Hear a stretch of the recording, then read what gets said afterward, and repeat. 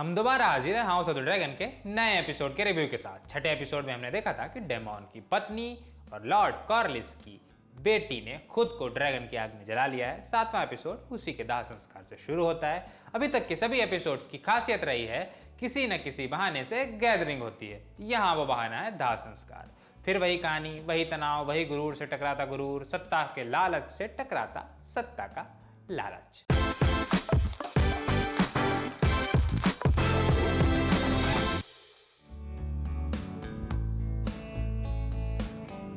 जब कोई सीरीज हम देखते हैं तो पाते हैं हर एपिसोड अगले एपिसोड के लिए समा बांध रहा है। ओटीटी इस मामले में एक कदम आगे है। हालांकि यह कहना जल्दबाजी हो सकती है, फिर भी ये एपिसोड अगले सीजन के लिए अभी से माहौल सेट कर रहा है। इस एपिसोड का बड़ा हिस्सा बच्चों की कहानी बयान करता है। रेनेरा के बेटे, जिन्हें सभी बास्टर्ड कहते हैं, उनके रोष की ये कहानी है।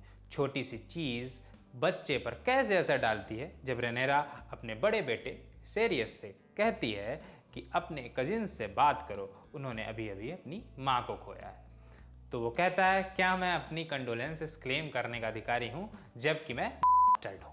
पिछले एपिसोड में ही ये समझ आ गया था कि एलिसेंट का बड़ा बेटा बिगड़ैल स्वभाव का है। छोटा यानी एमॉन्ड आगे की कहानी में महत्वपूर्ण भूमिका निभाएगा, जो इस एपिसोड के बाद प्रूव भी हो जाता है। कुछ ऐसा घटनाक्रम देखने को मिलता है जो बच्चों के बीच आयरन थ्रोन के युद्ध की पटकथा लिखेगा।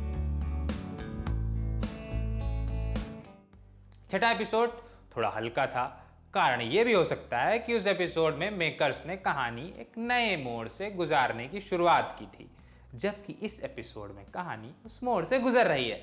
भयंकर तनाव है, यहाँ तक कि दाह संस्कार के तुरंत बाद जब सभी एक साथ खड़े हैं, उनके बीच मौजूद टेंशन महसूस की जा सकती है। आगे चलकर आंख फूटती है, फिर आंख के बदले आंख लेने की बारी आती है।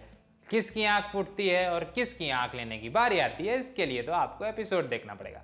पर इन सब के बीच एक चीज अब भी बरकरार है। बूढ़ा राजा असहाय है, भाई, पत्नी और बेटी कोई उसकी बात नहीं सुनते। ये सिंबल है कि जितना कमजोर वो अपने परिवार में है, उतना ही सत्ता संचालन में भी है। एलिसेंट के अंदर की आग और अधिक भड़कती है। आयरन थ्रोन पाने के लिए वो किसी भी हद तक जा सकती है। उसके स्वभाव पर चढ़ी नैतिकता की परत अब धीरे धीरे उतर रही है। दूसरी ओर रेनेरा और अधिक कॉन्फिडेंट लगने लगी है, होती जा रही है। उसकी चालें ऐसी हैं कि सांप भी मर जाए और लाठी भी ना टूटे। संभव है आगे चलकर वो भी क्रूर हो जाए, पर अभी उसके अंदर का नैतिक पक्ष और प्रेम बचा हुआ है।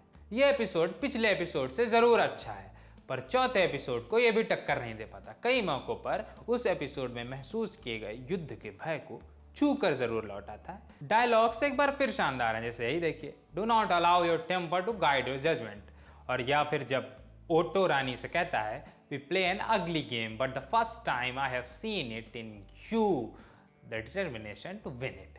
या फिर जब रेनेरा अपने पति से कहती है, you are an honourable man with a good heart, sir real thing. ऐसे ही और भी तमाम डायलॉग्स हैं, पर सभी बता भी नहीं सकते, और बताएंगे भी तो सब स्पॉइलर की श्रेणी में आ जाएंगे। इस एपिसोड में आपको एक बेहतरीन ड्रैगन राइड देखने को मिलेगी। ये राइड आगे की कहानी में अहम भूमिका निभाने वाली है। इसी के बाद कई किरदारों के स्वभाव की कलई खुलती है। अभी हाउस ऑफ द ड्रैगन सही जा रहा है, अच्छा जा रहा है, पर वो मजा नहीं है जो एकदम से आपको उत्सुक कर दे, उत्साहित कर दे। अभी ये उस स्तर पर नहीं है कि किसी पर दबाव डालकर देखने को मजबूर किया जाए। हाँ, ये खुद को चौथे एपिसोड की तरह आगे बढ़ाए तो कुछ कहा भी जा सकता है। इससे पहले हम कहते थे कि अभी और एपिसोड आने वाले हैं, तब कुछ कहा जाएगा। अभी कुछ कहना जल्दबाजी होगी, पर अब तो 7 एपिसोड भी आ चुके हैं। खैर, इंतजार करते हैं अगले सोमवार का, देखते हैं 8वां एपिसोड क्या नया लेकर आता है। आज के रिव्यू में इतना ही। मैं था अनुभव और आप देख रहे थे ललन टॉप सिनेमा, और कैमरे के पीछे मेरे साथी थे जतिन।